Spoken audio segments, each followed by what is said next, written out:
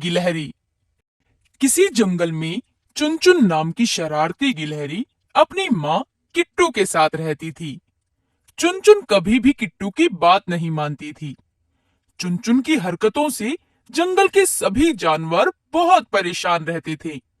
एक दिन चुनचुन पेड़ पर खेल रही थी और उसी पेड़ पर फर्राटा नाम का एक बंदर भी सो रहा था। फर्राटा को देख चुनचुन ने अपनी माँ से कहा, माँ, ये बंदर हमारे पेड़ पर क्यों सो रहा है? ये पेड़ तुम्हारा कब से हो गया चुनचुन? सोने दो उसे। लेकिन माँ, जंगल में और भी तो पेड़ हैं। इससे कहो किसी दूसरे पेड़ पर जाकर सोए।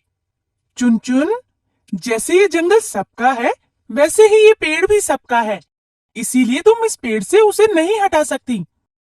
किट्टू ये बोलकर चली गई, लेकिन चुनचुन को एक शरारत सूझी। वो बंदर के पास पहुंची। उसने बंदर की पूंछ को पेड़ की टहनी से बांध दिया।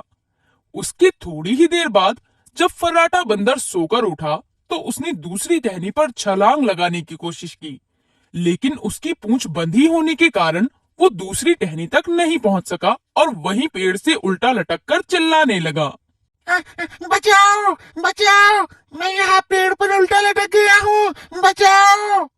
फर्राटा के चिल्लाने की आवाज सुनकर सभी जानवर वहां आ गए और तभी वहां मौजूद जंगल का राजा शेर सिंह बोला, अरे फर्राटा, तुम इतना चिल्ला क्यों रहे हो? किसी ने मेरी पूंछ टहनी से बांध दी है। लेकिन तुम्हारी पूंछ टहनी से कौन बांधेगा? किसी को क्या मिलेगा ऐसा करके? ये काम उस शरारती चुनचुन ने किया होगा।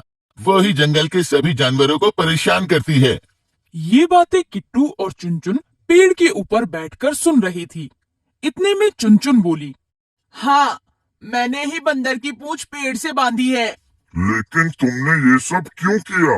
बंदर ने तुम्हारा क्या बिगाड़ा है? जंगल में इतने सारे पेड़ हैं, तो ये बंदर इस पेड़ पर क्यों सोया? ये हमारा पेड़ है। ये सुनकर सभी जानवर हैरान रह गए। तभी हिरन बोला, चुनचुन, एक बात कान खोलकर सुन लो। ये जंगल सबका है, इसलिए यहाँ के पेड़ों पर भी सबका अधिकार है।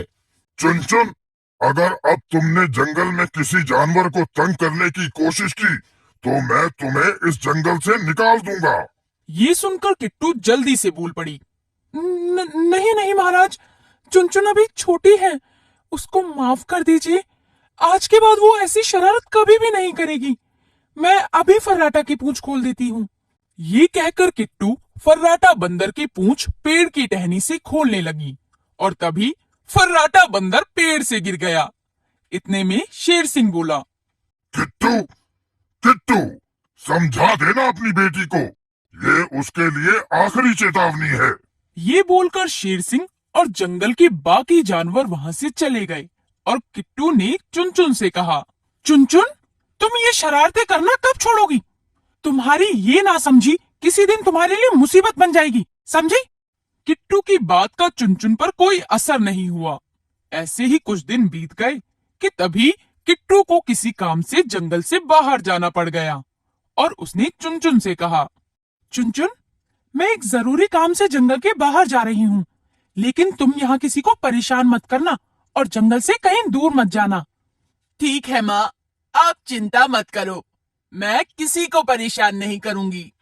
लेकिन चुनचुन की बात पर किट्टू को विश्वास नहीं था, इसीलिए उसने अपने पड़ोस में रहने वाले कालू कौवे से कहा, कालू भाई, मैं जंगल से बाहर जा रही हूँ, 1-2 दिन में वापस आ जाऊंगी। क्या तुम चुनचुन का ख्याल रखोगे?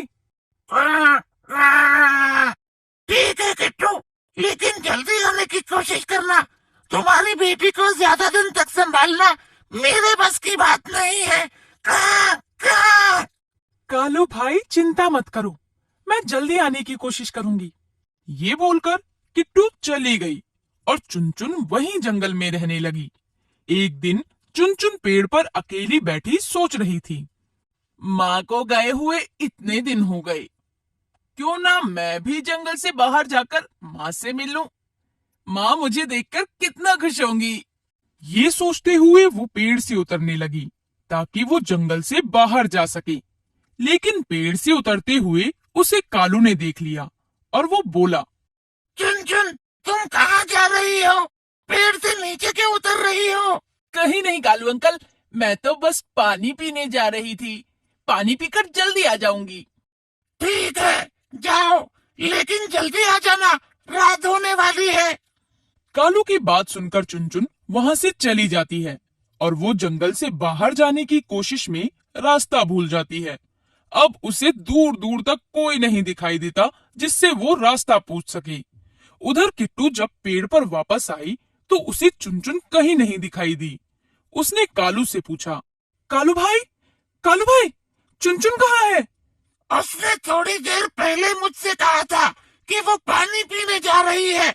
उसके बाद वो अभी तक नहीं लौटी। कहीं वो किसी मुसीबत में न फंस जाए।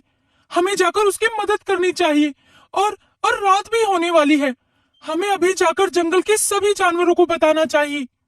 ये कहकर किट्टू और कालू ने जंगल के सभी जानवरों को सारी बात बता दी। सभी चुनचुन को इधर उधर ढूंढने लगे, लेकिन वो कहीं नहीं मिली। तभी कालू को आसमान में एक बाज उड़ता हुआ दिखाई दिया। तभी कालू ने कहा, वो देखो, आसमान में बाज उड़ रहा है। इस समय ये बाज आसमान में क्या कर रहा है? लगता है वो अपना भोजन ढूंढ रहा है। हिरन की बात सुनकर किट्टू घबरा गई और बोली, कहीं ऐसा तो नहीं उस बाज की नजर मेरे किट्टू पर पड़ गई हो? तुम चिंता मत करो, मैं अभी अपने दोस्त मिट्टू तोते के साथ जाता हूँ और पता करता हूँ। ये कहकर कालू मिट्टू के साथ बाज का पीछा करने चला गया। उसने देखा कि बाज चुनचुन के ऊपर मंडरा रहा था। ये देखकर कालू समझ गया कि उस बाज का शिकार चुनचुन ही थी। उसने सारी बात जंगल के जानवरों को बता दी और वापस चुनचुन की मदद करने मिट्टू तोते के साथ चला गया। अब बाज ने मौका पाकर चुनचुन को अपने पंजों में दबा लिया। ये देखकर कालू बोला, मिट्टू, जल्दी उस बाज के पास चलो, नहीं तो वो चुन को खा जाएगा। ये सुनकर मिट्टू और कालू आसमान में बाज से लड़ने लगी। वो दोनों बाज पर अपनी चोंच से लगातार वार करने लगे। इसी दौरान चुनचुन बाज के चंगुल से छूट गई। चुनचुन को नीचे गिरता देख जानवरों ने पत्तियों और घास से बना हुआ जाल नीचे बिछा दिया। चुनचुन उस नरम जाल पर आ गिरी। चुनचुन बेटा, तुम ठीक तो हो ना? हाँ माँ, मैं बिल्कुल ठीक हूँ। चुन हम तुम्हें इसलिए समझाते थे कि शरारत मत किया करो। देखा, तुम कितनी बड़ी मुसीबत में फंस गई। ये सुनकर चुनचुन अपनी माँ से बोली, मुझे माफ कर दो माँ, मैंने कभी आपकी बात नहीं सुनी। अब से मैं कोई शरारत नहीं करूंगी।